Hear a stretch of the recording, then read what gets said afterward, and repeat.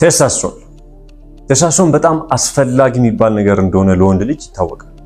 እንደኔ ደግሞ ቴስቶስትሮን ዝቅተኛ የነበረ ሰው የለም። ተነስቼ ከእንቅልፌ ምንም አይነት ስራ መስራት አልፈልግም።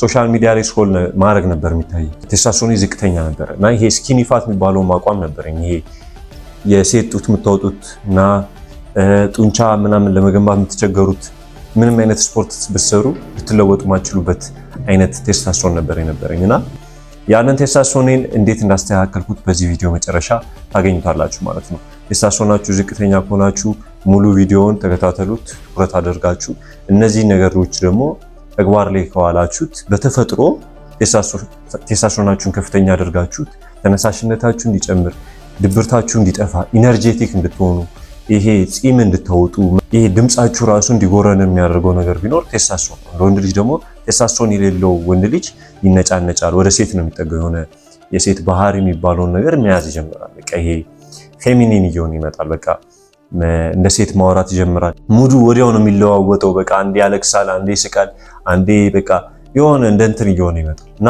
ይሄ ደግሞ የቴስቶስትሮን ማነስ ነው ማለት ነውና አቅምም የማጣት ችግር ያመጣል ቴስቶስትሮን ማነስ ሲኖር ማለት ነውና እናንተ እንዴት ነው ቴስቶስትሮናችሁን የሚጨምሩት በተፈጥሯዊ በሆነ መንገድ የሚለውን ሙሉ ቪዲዮውን ከተከታተላችሁ ታገኙታላችሁ። ይሄ the most valuable ቪዲዮ ሊሆን ይችላል ህይወታችሁ ላይ ተመልክታችሁ ተግባር ላይ ያውላችሁት ህይወታችሁ እንዲለወጥ የሚያደርግ የመጀመሪያው ነገር ቴስቶስትሮናችሁ እንዲጨምር በብዙ ሪሰርቾችም የታገዘው ነገር ቢኖር ስፖርት መስራት። ዌት ሊፍቲንግ በጣም ወሳኝ ነገር ነው ቴስቶስትሮናችሁ። ዌት ሊፍት ስታደርጉ ይሄ በተለይ ደግሞ ፕሮግሬሲቭሊ ኦቨርሎድ ስታደርጉትና ራሳችሁን ቻሌንጅ በምታደርጉበት ጊዜ ቴስቶስትሮናችሁ ከምታስቡት በላይ እየጨመረ ይመጣል። ይሄ የወንድ ባህሪ ይዛችሁ በቃ ደስተኛ መሆን ትጀምራላችሁ። ኢነርጄቲክ ነው የምትሆኑት። በቃ ይሄ ምንም አይነት የቴስቶስትሮን ሎ የሆነ ቴስቶስትሮን ባህሪ አይኖራችሁ እና ሞር አምቢሽየስ ነው የምትሆኑት። ለዛ ስፖርት መስራት ግዴታ መጀመር ይኖርባችኋል። እኔ ላይ በጣም ስፖርቱ ላይ ኢምፓክት ስላለው ነው ይሄን የምነግራችሁ። ስፖርት ስጀምር ቴስቶስትሮኔ ከጊዜ በኋላ የተስተካከለ መጣ። ከዛ በኋላ የዛለት አጭር ጊዜ ጡንቻ ለመገንባትም ምናምን ይረዳችኋል ማለት ነው። መጀመሪያው ስፖርት። ሁለተኛው ደግሞ ወሳኝ ነገር ቴስቶስትሮን ላይ ያየሁት ምንድነው? እንቅልፍ ማተኙ ከሆነ ቴስቶስትሮን የሚባል ነገር የለም። እንቅልፍ ደግሞ ማለት ምን ማለት ነው? ኳሊቲ የሆነ እንቅልፍ ነው።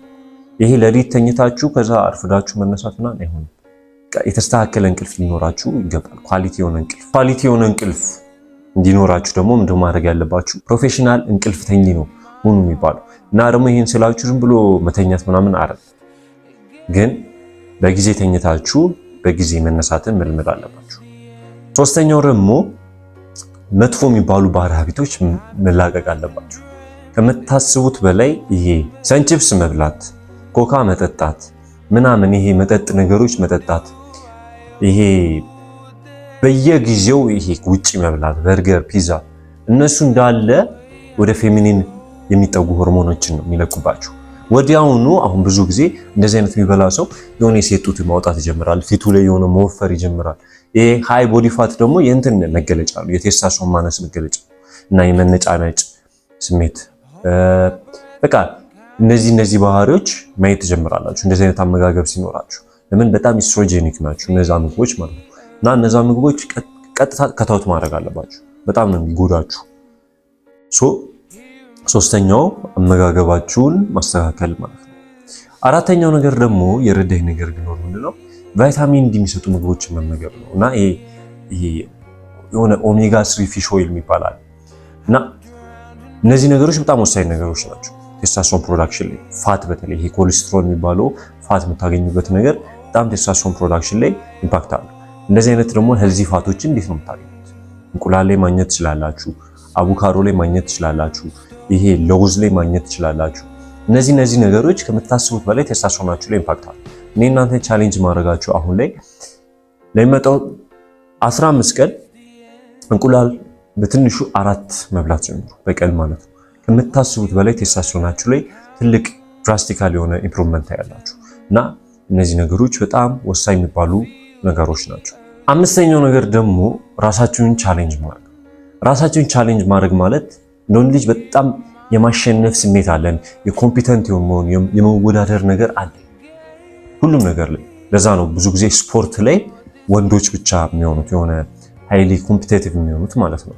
ፋስ ላይ ልትሉ ትችላላችሁ። ባስኬት ላይ ሃይ ፐርፎርሚንግ ምናምን የሚባሉትና በጣም ኮምፒቲቲቭ የሚሆኑት ወንዶች እንደሆኑ ይታወቃል። ይሄ ደግሞ የኮምፒቲቲቭነስ ድራይቭ አለ ወንድ ስንሆን ማለት ነው። እና ያንን ነገር ደግሞ ምንድነው ማድረግ ያለባችሁ? ራሳችሁን ሁሌ ቻሌንጅ አድርጉት እና የማሸነፍ ስሜት ሊሰማችሁ ይገባል። ሁሌ የሆነ ነገር ላይ ማሸነፍ ሊሆን ይችላል። ለምሳሌ ራሳችሁን ቻሌንጅ በማድረግ ሄዳችሁ የሆነ ሴት ጋር ስልኳን መቀበል ሊሆን ይችላል። ሶሻላይዝ ማድረግ ሊሆን ይችላል። ጂም ቤት ውስጥም ሊሆን ይችላል። የሆነ ቦታ ሶሻላይዝ ማድረግ፣ ራሳችሁን ማስገደድ፣ በቃ የራሳችሁን መፈተን መጀመር አለባችሁ። በቀዝቃዛ ውሃ አንዳንዴ መታጠብ፣ በበረዶ መዘፍዘፍ፣ እነዚህ ሁሉ ነገሮች ቻሌንጅ የሚያደርጉ ነገሮች ናቸውና ይሄ እንትናችሁን በቃ የማስኩሊን እርጃችሁን ከፍ እንዲል ሊያደርጉት የሚችሉ ነገሮች ናቸውና ከምታስቡት በላይ እነዚህ ነገሮች ቴስቶስትሮናችሁን በጣም ድራስቲክሊ ኢምፕሩቭ የሚያደርጉት ነገሮች ናቸው። እነዚህ ነገሮች ካስተካከላችሁ ቴስቶስትሮናችሁ ሲለወጥ ታዩታላችሁ። ለ7 ቀን እንኳን ያልኳችሁን ነገር ከተገበራችሁት የሚገርም ለውጥ እንደምታመጡ ቃል ገባላችኋለሁ። ይህን አካውንት ሰብስክራይብ በማድረግ ይህን ኮሚኒቲ እናሳድገው።